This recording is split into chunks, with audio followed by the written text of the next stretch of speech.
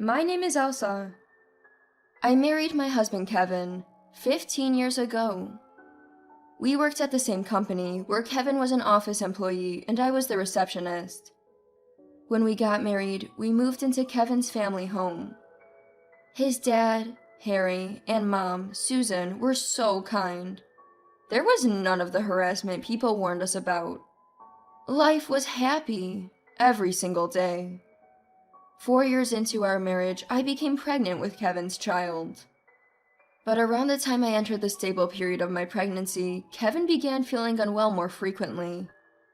Concerned, I suggested, maybe you should see a doctor. But Kevin brushed it off as mere tiredness, thinking some rest would do, and continued to work without taking any days off.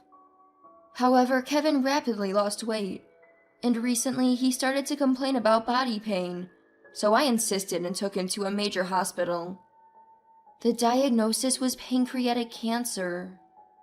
Many people know that by the time pancreatic cancer is found, it's often too late, and that was the case with Kevin. Pancreatic cancer often has few noticeable symptoms in its early stages, and it's not until the disease progresses that symptoms like body pain and loss of appetite begin to appear. Looking back, Kevin's recent condition matched almost exactly with those symptoms. As a result, Kevin was immediately hospitalized and underwent chemotherapy, but the cancer had already metastasized to various parts of his body, so surgery was not an option. The chemotherapy didn't have much effect, and ultimately, at Kevin's decision, he moved to palliative care. Kevin continued to lose weight. There I was, pregnant, my belly growing day by day while Kevin became thinner, his cheekbones prominent when he smiled. Still, I visited Kevin every day. I wanted to spend as much time as possible with Kevin and our baby on the way. Every day, every hour, every second mattered. Then, a few months later, our son was born without complications. Kevin, confined to his bed, was able to hold our child. When Kevin held our son, he shed tears of joy, and not just him, but everyone present, me and the in-laws, couldn't help but cry too. "I'm so glad to be alive." Kevin's words as he embraced our son are etched in my memory. About 3 weeks after that precious moment, Kevin passed away. I had braced myself, yet it was still shocking how quickly he was gone. With a newborn in my arms, I wondered how I would manage. But I didn't have much time to dwell on these thoughts, as my son was a whirlwind of crying, laughing, and growing as much as he could. As a mother, I knew I had to raise him right.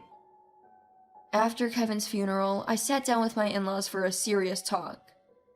"Harry, Susan, I can't thank you enough for everything. Could I possibly stay here until I'm ready to go back to work?" I asked, and they looked at me with surprise. Harry and Susan exchanged glances, and then Harry spoke up. "Elsa, neither my wife nor I have ever thought of asking you to leave. You're our daughter too. Thank you for giving us such a precious grandchild. If it's all right with you, would you consider staying here with us permanently?" Their unexpected offer brought tears to my eyes.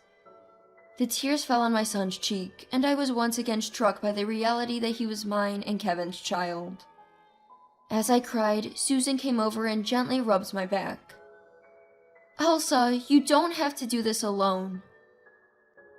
Hearing those words, I was overwhelmed with tears once again.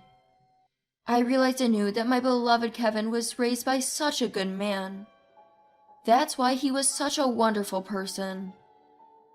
About a year later, our son started to walk, and his cuteness was more polished than ever.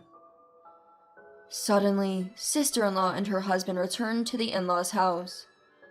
This was the first time meeting my sister-in-law, Pip. As I had heard from Kevin before, Pip was quite the troublemaker, and apparently, a few years before we got married, she had taken off with Harry's money. Of course, since Pip left, the in-laws had not been in touch with her, so not only me but even the in-laws had no idea that Pip was married. Moreover, Pip and her husband Aaron had been running a company together, which had gone bankrupt.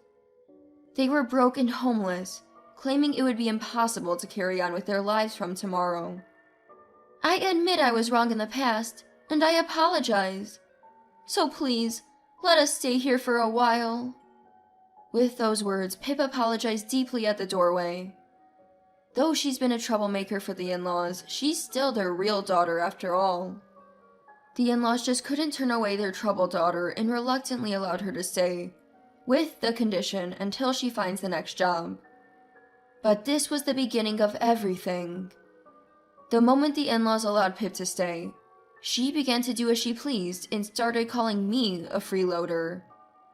Pip's husband, my brother-in-law Aaron, joined her in saying, "You're living with us, so you better work hard, you know." They started bossing me around like a servant and even had the nerve to say, "Hey, we're out of work and short on cash. We want to go out for some fun, so lend us some money, will ya?" Then they forcefully took my wallet and helped themselves to the cash inside. Could this person really be Kevin's sister? The daughter of those in-laws? She was the worst kind of person I could suspect of not even being human. It had been 3 months since sister-in-law and her husband settled in the in-laws' house. Just like that. But the sister-in-law couple, instead of looking for jobs, didn't lift a finger around the house. They showed no signs of planning to leave. "Hey, what happened to my brother's inheritance? He worked at a good company, right? Must have had some savings. Isn't it strange for you to get it all?" She pressured me to give up Kevin's legacy. Just then, Harry happened to pass by and he warned Pip. So fortunately, it didn't go any further. To be honest, I was at my wit's end. Living with my sister-in-law and her husband like this was more than I could bear. Around that time, Aaron started making advances towards me, suggesting an affair. Feeling a deep sense of revulsion, I took that as my cue to leave the in-laws' house. I couldn't tell the in-laws about Aaron's proposition. There was no proof. So I told them I wanted independence from my work in my son's daycare and left. I rented an apartment not too far from the in-laws' house and started a new life with my son. It was tough doing everything alone at first, but it was nothing compared to living with the sister-in-law couple. However, even after I left, they showed no intention of getting jobs. Instead, they began demanding money from the in-laws, and Pip kept contacting me, insisting on getting Kevin's inheritance. It wasn't this bad when I was there, but after I left, the sister-in-law couple would drink and create chaos if anything displeased them at the in-laws. When they were refused money, they would rampage until they got it. The stress of the situation caused the in-laws to lose weight dramatically. By the time I visited the in-laws' house after a long while, it was no longer the place I remembered. The curtains were old and shabby, and there was trash scattered around. Kevin's usually immaculate altar was dusty, and the in-laws seemed to have lost the energy even for daily chores. Worried, I started thinking about what to do, but then Harry passed away. Susan, already frail, was devastated by his death. Within days, she hardly ate anything. But who could blame her for falling apart? Even after Harry had passed away, the sister-in-law and her husband didn't shed a single tear. Instead, they persistently pressed Susan, asking, "What about Dad's inheritance? How much do we get?" Despite grieving over the recent loss of her beloved Kevin, anyone would be overwhelmed if suddenly hit with money issues, Susan included. As I noticed Susan becoming increasingly gaunt each day, my concern led me to take her to the hospital, where she was promptly admitted for malnutrition. I then hurried back to the in-laws' house, packed a bag with everything Susan had asked for, and delivered it to her at the hospital. Susan ended up being hospitalized for about 2 weeks, and during that time, not once did her daughter and her daughter's husband visit. In fact, about a week into Susan's hospital stay, when I went to get some of her clothes from the in-laws' house, I found Pip and the others merrily packing up. "Oh, Elsa, we're gonna be away for about a month, so take care of our place, will ya?" Pip said with a laugh. "Where are you going for a whole month? Susan's in the hospital." We're off to Hawaii. Got our hands on Dad's inheritance and sold some stuff from this house, too. Pip replied, hopping around excitedly with Aaron.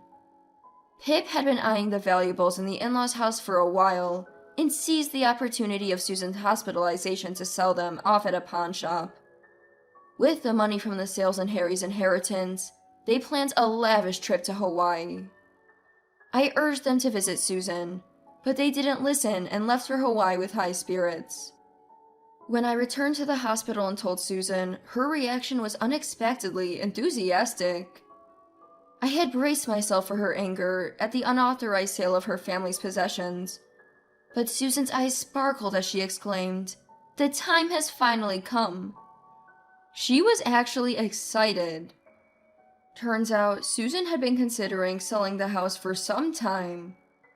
She revealed that even when Harry was alive, there had been talks of selling the house. If this continues, the sister-in-law and her husband will end up taking over my in-laws' house. My mother-in-law, with that in mind, began to gradually pack up their belongings and consult with real estate agents. Then, when Harry passed away, Susan was convinced that she had reached her limit. Susan explained that she had thought of selling her house somehow and using that money to move into a nursing home.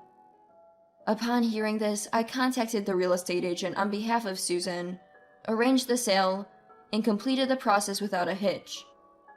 I couldn't bear the thought of leaving Susan alone in a facility, so I offered, "Susan, would you like to live with us?" She was overjoyed by the suggestion and agreed to move in with my son and me after her discharge. To avoid tipping off my sister-in-law and her husband, we moved as soon as Susan was out of the hospital. Susan covered the moving expenses and apartment deposit with the money she got from selling her family home. She even managed our finances until I could find a new job. With Susan looking after my son, I was able to focus on my job search.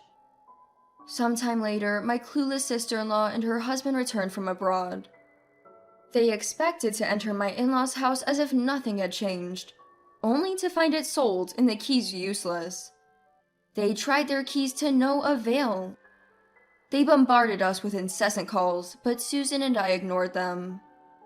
Later on, I heard that they contacted all the relatives trying to find Susan and my whereabouts, but we had only shared the circumstances with the relatives and kept our new address to ourselves.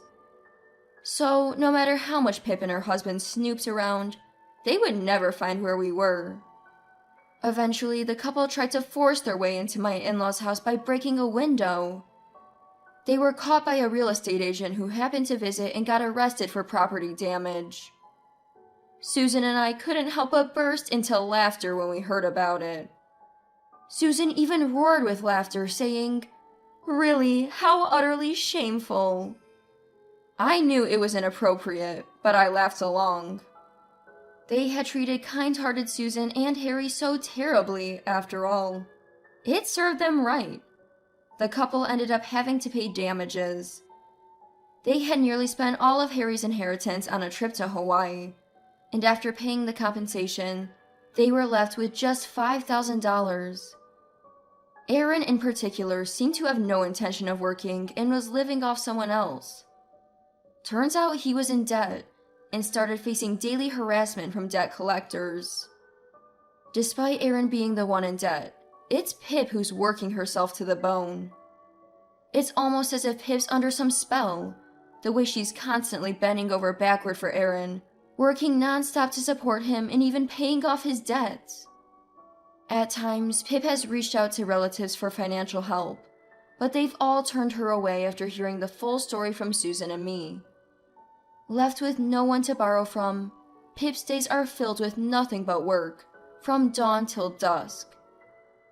Meanwhile, Susan and I are living peaceful and happy lives every day.